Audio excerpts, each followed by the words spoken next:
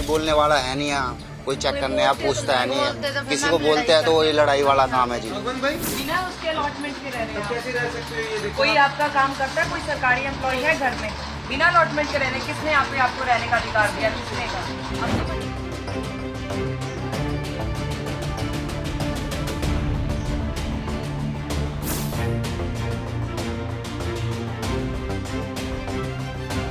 रात को नशेड़ी बढ़ जाते हैं कि बस फिटिंग थी वो सब पाड़ दी, देख लो। सब बिजली के बोर्ड बाड़ सब लगाए थे, इसमें सब पाड़ दिए नशेड़ियों ने। आप लॉक कैसे लगा सकते हो? इसकी तो अलॉटमेंट बंद है, आप शरेआम यहाँ पे लॉक लगाते जा रहे हैं।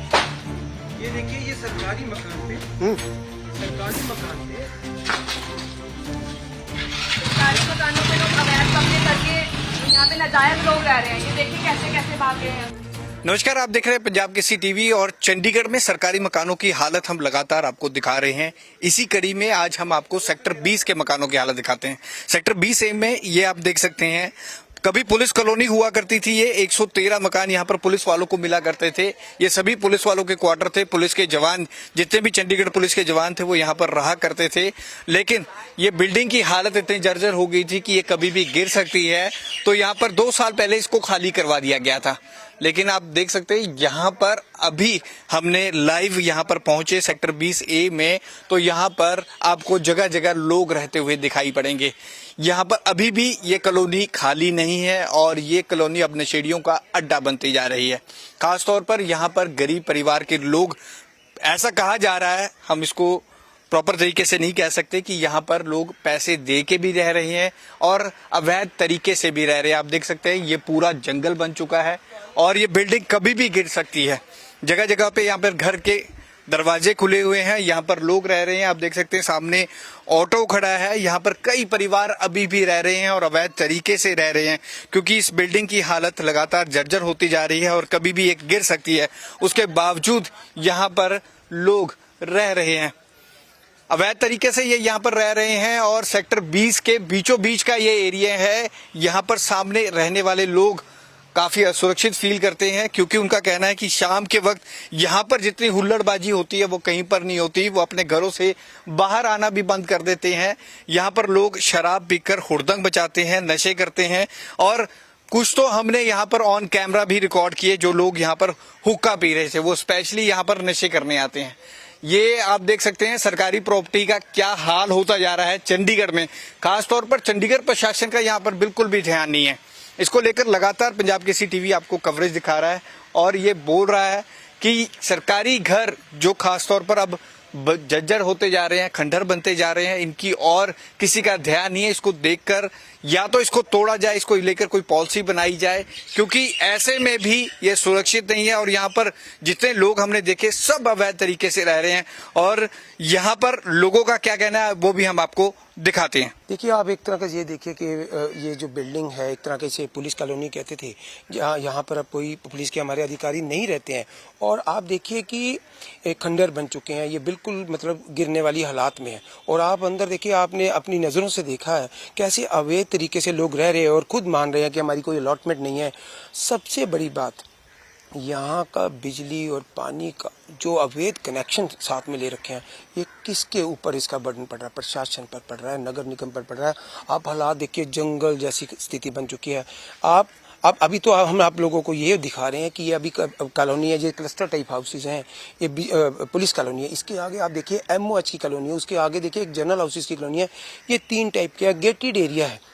हम लोग तो इस लड़ाई में थे कि ये इसकी देखभाल कौन करेगा। कभी हमें एक पलड़ा दांत एक फेंक देते थे कि आप प्रशासन करेगा, कभी बोले नगर निगम करेगा, कभी कह रहे आप जिम्मेदारी ले लीजिए। हम 3.5 साल हमें इसके पीछे लगे हो गए। प्रशासन के अधिकारियों के कान में जूं तक नहीं रेंग रहे, वो बस आंखें मूंदे सोए पड़े हैं। वो बहुत बड़ी किसी अप्रिय घटना का इंतजार कर रहे हैं, तब वो नींद से जागेंगे। हमें तो यही लगता है। अब आखिर में हम लोग गवर्नर साहब, हमारे एक लास्ट में हमारी एक रास्ता है, हम गवर्नर साहब के पास स्पेशल जाके उनको बता के आएंगे कि क्या 3.5 साल इसके लिए कोई पॉलिसी बननी हो या चाहे इसकी देखभाल करनी हो, कुछ भी करना हो, क्या वो अधिकारियों के लिए कम है कि अभी उनको 10 साल और दिए जाएं या 20 साल और दिए जाएं ताकि कोई हादसा हो तब जाके ये इसके ऊपर कुछ बने।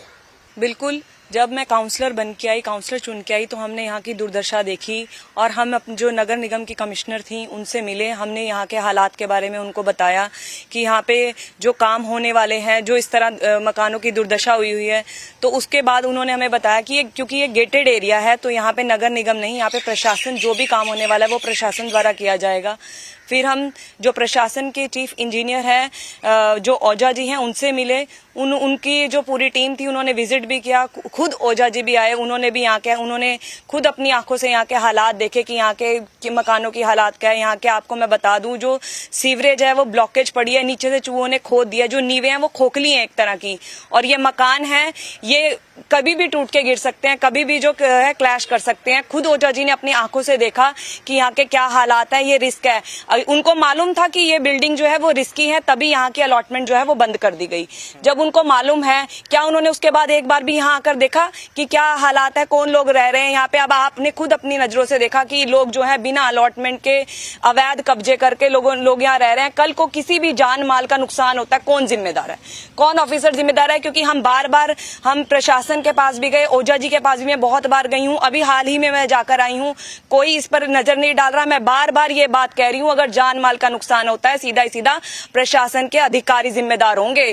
कोई भी अगर जान माल का खतरा होता है, कोई भी हादसा होता है, तो वो उनको इसकी जिम्मेदारी तय होनी होगी। मैं आज आपके मीडिया के माध्यम से गवर्नर साहब से एक गुहार लगाती हूँ, गवर्नर साहब आज इस मीडिया के माध्यम से हम आपको ये हालात दिखा रहे हैं, क्योंकि सभी प्रशासन के अधिकारियों की नजरों में हम डाल चुके हैं, उनकी नॉलेज में हम डाल चुके हैं कि यहाँ के हालात खराब हैं, लोग यहाँ अवैध तरीके से रह रहे हैं, यहाँ पे नशे का अड्डा बन चुका है। आप देखो यहाँ पे लोग जुआ खेल रहे हैं, यहाँ पे हुक्का पी रहे हैं, यहाँ पे हर तरह की जो बैड एलिमेंट्स है वो यहाँ पे कब्जा करे बैठे हैं। अगर कल को कोई भी हादसा होता है, कोई क्राइम करके यहाँ छुप जाए, कि आपको पता है यहाँ पे कितनी सारी डंप गाड़ियां खड़ी हैं, हमें क्या पता वो क्या क्राइम करके आई हैं, क्या कैसी हैं, चोरी की हैं, किस तरह की है।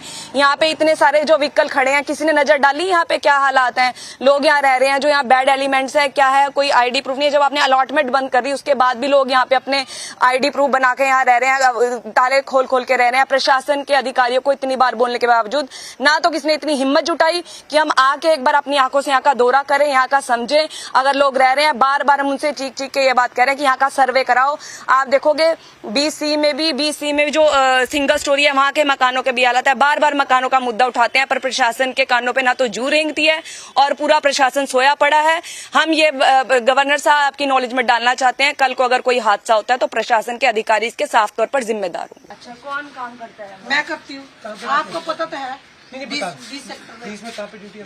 झाड़ू में, धन। अच्छा, आप सरकारी करते हैं? हाँ जी।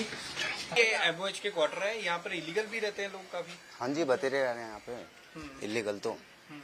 बाकी तो ये कैसे रह लेते हैं, मतलब अपना ताला लगा के कैसे रह लेते हैं? ताला तोड़ के रहते हैं, ताला तोड़ के रहते हैं और कैसे रहते हैं जी। बाकी कोई बोलने वाला है नहीं यहाँ, कोई चेक करने या पूछता है नहीं। किसी को बोलते हैं तो वही लड़ाई वाला काम है जी। इस कारण बोलने से अच्छा अपना भाई जैसे रह रहे हैं, छड़े रह रहे हैं, परिवार समेत रह रहे हैं। परिवार वाले भी है, परिवार भी है, कुछ छड़े भी है यहाँ।